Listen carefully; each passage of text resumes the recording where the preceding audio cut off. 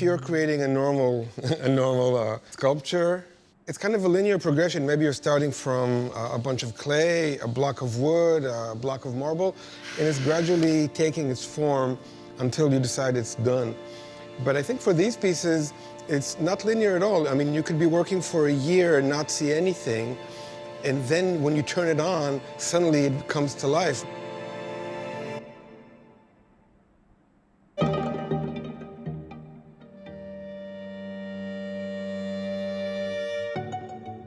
Other artists, if they're lucky, maybe they can paint. That's super simple. But for some reason, my creativity lies in this intersection of very complicated tools and programming and electronics. But those are the tools that I find most inspirational, and my creativity lies there. Perhaps you're thinking about beauty and color and composition, but what you have to think about is numbers and algorithms and mechanisms. Most people who know my art recognize me from my series of pieces called Mechanical Mirrors. And my Mechanical Mirrors started in the year 1999 by me creating a kinetic interactive piece from wooden tiles. Over the past 20-something years, I've really dug a bit deep into that in terms of materials that I love using.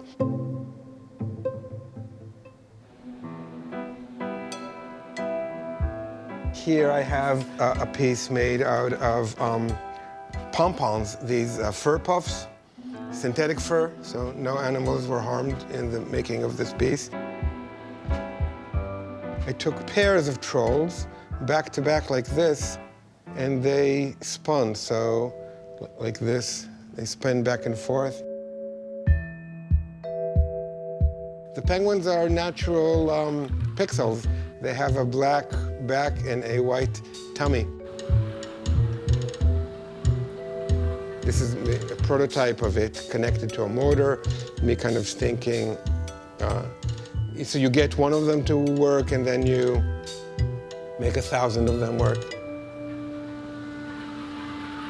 Once you start seeing pixels, you see pixels everywhere, in trash, in dolls, in people. And now my latest thing is I'm seeing it in a growing plant itself. So I'm hoping that maybe even a living plant can become pixelated, or maybe just be an image creation vehicle. The piece that's made out of chopsticks, I didn't immediately know which kind of chopsticks I wanted. So I ordered many, many types of chopsticks to try. And these are the ones that you get in a restaurant that you snap in two.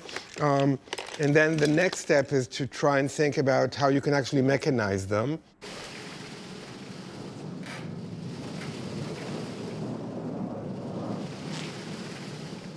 So for a few weeks, you become kind of an expert in all the chopsticks that are available in the world. And then you forget. I already forgot about them.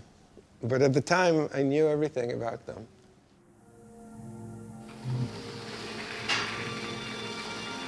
It's really important to me that they're very beautiful. However, they are not complete until a viewer stands in front of them and interacts with them.